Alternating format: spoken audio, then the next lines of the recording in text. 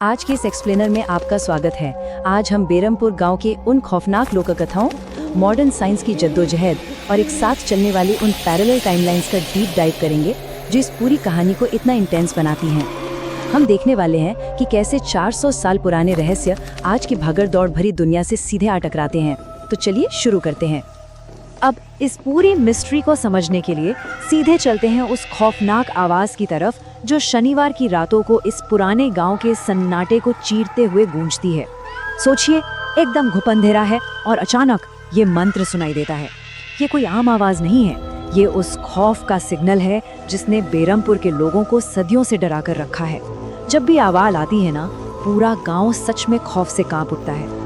कहानी में दांव पर क्या लगा है, ये समझने के लिए हमें सबसे पहले इस दुनिया के अल्टीमेट खतरे को समझना होगा, यानी निशिर मोलो। ये सिर्फ डरावनी परछाइयां नहीं है, ये अपने आप में साक्षात मौत है। गांव के नियम बहुत ही क्रिस्प और क्लियर हैं। इनकी आवाज सुनते ही छिप जाओ। अगर गलती से भी किसी ने इन्हें या इनके उस रहस्यमयी ताबूत को देख लिया तो समझ लीजिए कि खेल वहीं खत्म।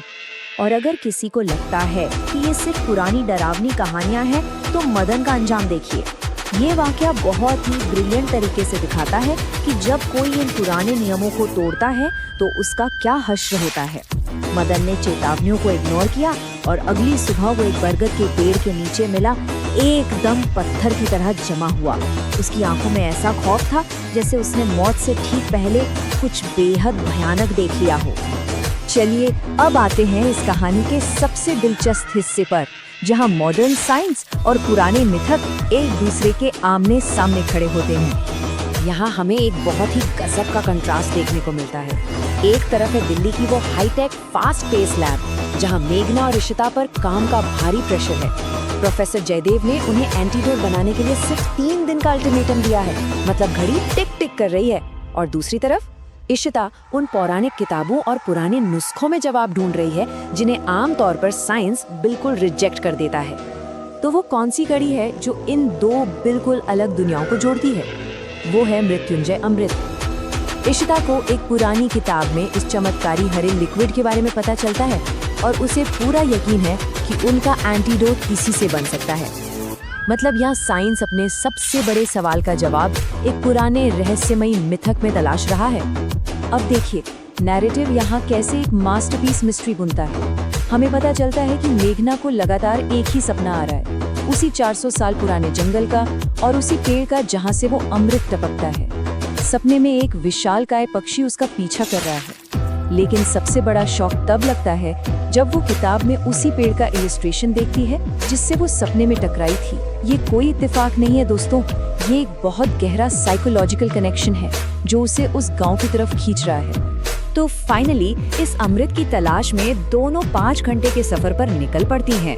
लेकिन जैसे ही वे बहरमपुर के गेट पर पहुंचती हैं, मौसम अचानक से पलट जाता है।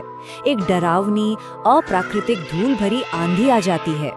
ये सिर्फ खराब मौसम नहीं है, ये एनवायरनमेंट का चीख चीख कर ये बताना है कि उन्होंने एक श्रापित दुनिया की बाउंड्री क्रॉस कर ली है।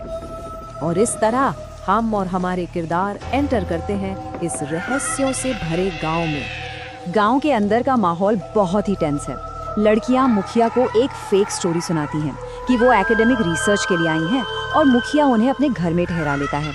लेकिन यहाँ एनवायरमेंटल स्टोरी टेलिंग पर गौर कीजिए। जैसे ही वो घर में कदम रखती हैं, मंदिर का दिया अचानक बुझ जाता है। पुजारी को तुरंत एहसास हो जाता है कि कोई डार्क एनर्जी जाग चुकी है।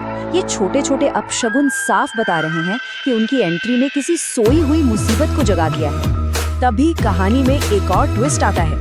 मुखिया का बेटा अनुज बातों बातों में एक 400 साल पुराने सुनसान राजमहल का जिक्र कर देता है। ये एक गेम चेंजर इंफॉर्मेशन है। अगर हम इस पूरे गांव के मैप को एक 3D लेआउट की तरह अपने दिमाग में इमेजिन करें, तो ये महल गांव के ठीक सेंटर में एक बड़े से काले साई की तरह खड़ा है। और यही वो जगह है जो लड़कियों के फोकस को जंगल से हटाकर गांव के इस डार्क रॉयल पास्ट की तरफ ले जाती है। और अब हम पहुंचते हैं कहानी के सबसे इंटेंस पॉइंट पर। आधी रात का वो वक्त जहां 2 अलग अलग घटनाएं एक ही समय पर होने वाली हैं। इस टाइमलाइन को देखिए, सस्पेंस कितनी चालाकी से बिल्ड किया गया है। रात के ठीक 12 बज रहे हैं। एक तरफ अनुज मेघना और ऋषिता को लेकर चुपचाप उस पुराने महल की तरफ निकल पड़ा है। वो एक खिड़की से अंदर घुसते हैं और ठीक उसी वक्त बाहर जंगल के किनारे दो ज्वारी संपत और कप्ता अपनी जिंदगी की सबसे भयानक चीज का सामना कर रहे हैं। दो अलग ग्रुप्स एक ही टाइम और दोनों के सामने मौत खड़ी है।